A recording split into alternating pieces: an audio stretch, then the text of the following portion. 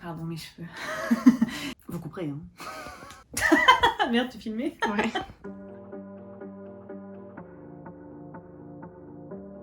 Bonjour, alors je m'appelle Sixtine, j'ai 23 ans et pendant mes études j'ai eu la chance de partir un semestre à l'étranger et j'ai choisi l'Argentine. Je vivais à Buenos Aires, c'est là que j'avais cours et je suis allée un peu dans les quatre coins de l'Argentine. Donc je suis allée dans le nord à Iguazú pour voir les chutes d'Iguazú. Je suis allée dans le sud en Patagonie et je suis aussi allée dans le nord-ouest du pays, dans la région de Salta pour faire un petit road trip. Les locaux, alors dans Buenos Aires même, on tombe pas toujours sur des gens très gentils, c'est un peu comme en France, hein. À Paris les Parisiens sont pas sympas.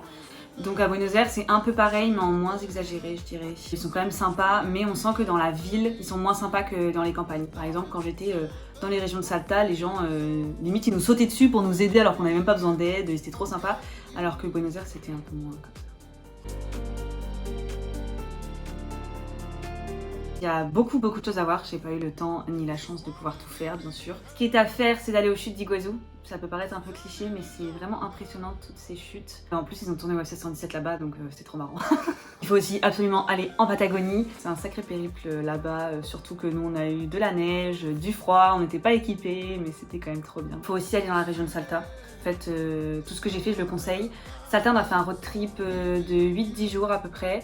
Et on dormait jamais dans la même auberge, on a fait tout un chemin, il y a beaucoup de belles choses à voir, tout est sur la route en fait, et c'est très joli.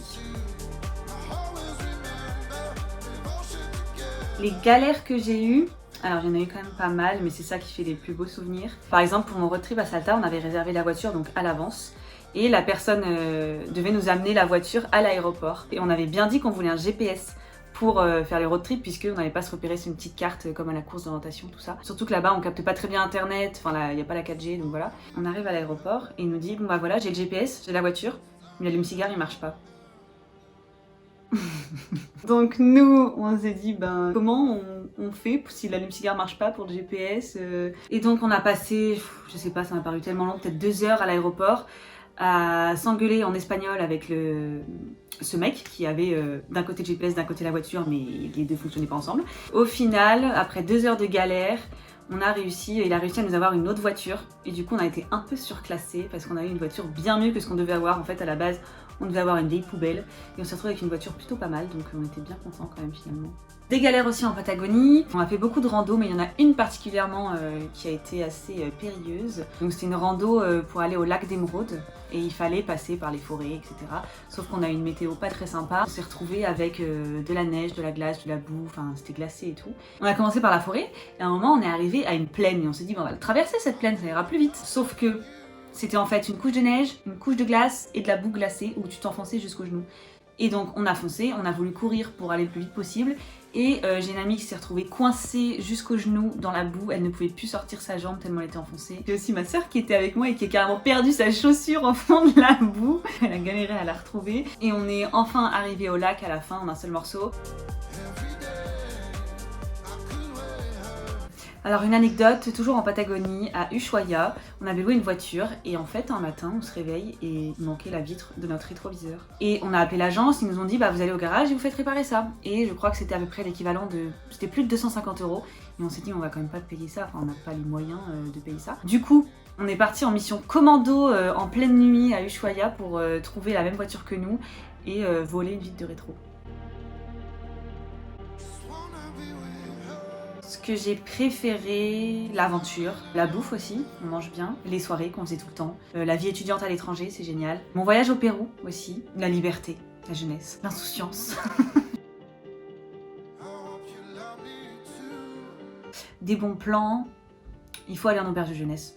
C'est là qu'on rencontre des gens. Bon, parfois on peut tomber dans des trucs un peu miteux, ça m'est déjà arrivé d'avoir un espèce de gros cafard dans ma tête d'oreiller ou pas d'eau chaude ou une fois j'étais dans la salle de bain, il y a des gouttes d'eau qui me sont tombées sur la tête, enfin voilà, c'est ça qui fait les plus beaux souvenirs.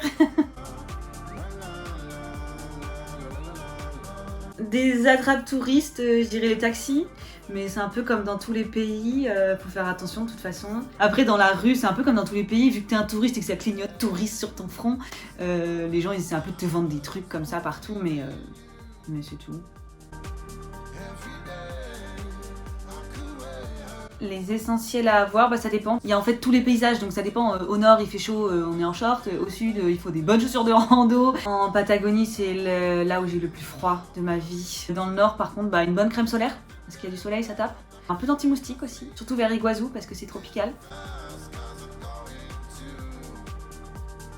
Si c'était à refaire, je referais un peu tout pareil, sauf que je prendrais des bonnes chaussures de rando et des vêtements chauds pour la Patagonie.